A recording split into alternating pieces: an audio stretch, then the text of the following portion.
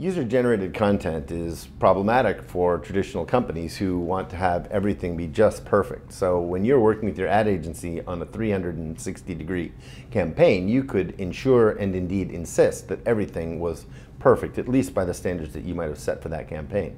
With user-generated content, you get all kinds of content. You get good-looking content, you get medium content, you get flawed content, and then sometimes that flawed content becomes viral and becomes the most popular content. So companies need to discard the idea of perfection and think more about what are the types of videos and content that will be interesting to the user community, will generate generally positive conversations, and now and again be able to tolerate when the content isn't perfect and maybe the conversation isn't entirely the way the brand would have liked.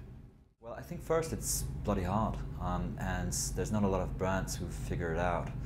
So, at Pepsi we've got Doritos, who's probably the champion of that space, but for every Doritos, there's probably dozens of brands who try and fail.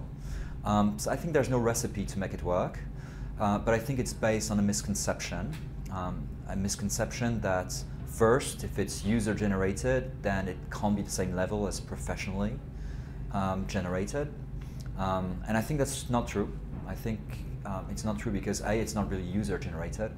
A lot of people who submit, a lot of people who participate in those user-generated competitions or processes, or whatever you want to call it, are aspiring filmmakers, aspiring creatives, people with high degree of skills, very, very talented.